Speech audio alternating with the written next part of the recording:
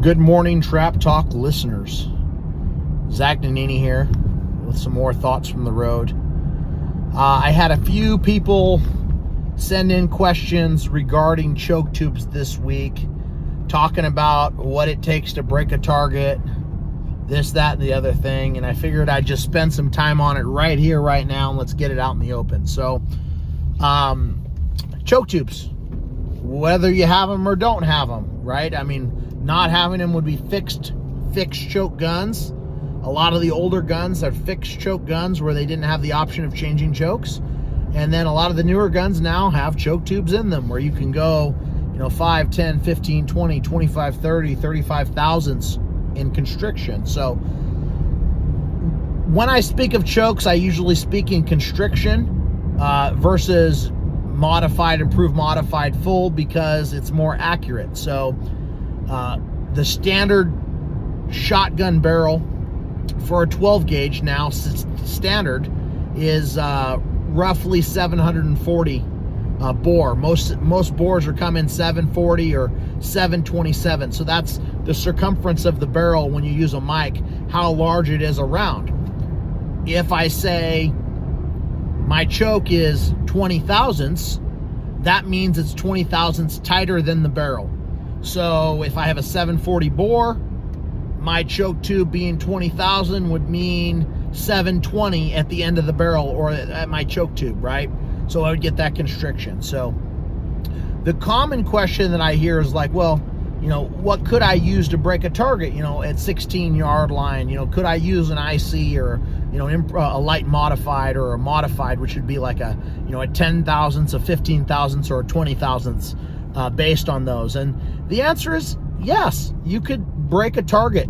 I know a lot of people that shoot, IC or modified from the 16-yard line. The odds of you missing a target because of it, excuse me, or edit that out. The odds of you missing a target because of it, very small. I think where it makes a difference is in your learning curve.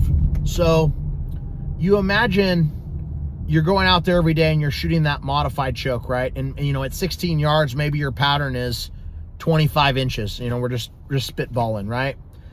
Well, when you hit it with the center of your pattern versus when you hit it with the side of your pattern versus when you hit it with the top, the bottom of your pattern, or whatever it is you're hitting with, you might get a break, a 5-piece or a 7-piece break, and it's good solid clay target smoke, right? You hit it, but you might not get the same amount of feedback as if you're hitting it with a much tighter choke. So, the reason why I think most people gravitate to shooting tighter chokes is because of the feedback. If I'm shooting 30 thousandths or 35 thousandths at the 16-yard line, when I nick it on the back, I know. When I nick it on the front, I know. When I nick it on top, bottom, wherever I'm hitting, it's letting me know, hey, I fringed it with a little bit, but when I'm centering up on a target, I'm turning it into powder.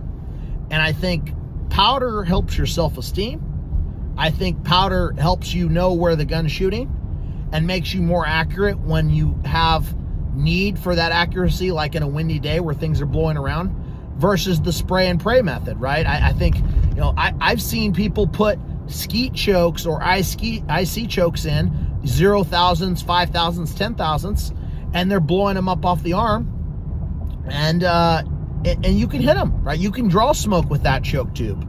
I know like a Mitchell Loveless, he shoots the target very fast, especially that first shot in doubles. He opens up, and as quick as he's shooting the target, his choke is a little tighter at that distance, right? So I think you have to play to your strength and say, where am I breaking the target? What's happening?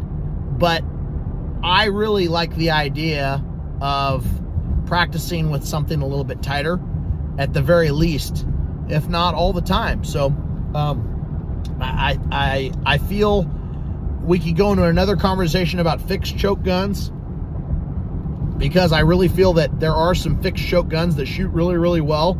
Just the idea of not having to change anything and the way that shot pattern goes through those forcing cones in that choke creates a really good pattern. Some guns pattern better than others.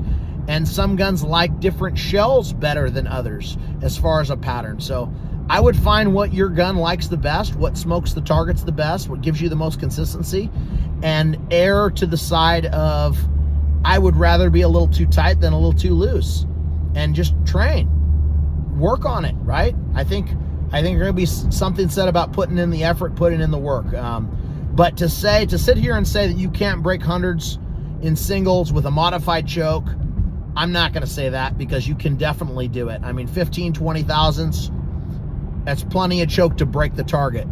And in the short term, you might even break more targets because of it in the short term. But everything I do in the game, I look at the long term. I look at what am I trying to work on, and what am I trying to do, and how am I trying to improve my game and myself. That is pretty much it for today. I hope that's helpful. Keep sending me questions. We're getting to them, and we're responding as fast as we can. Thank you guys for listening to the show. Thank you for giving us support, and we'll see you next week.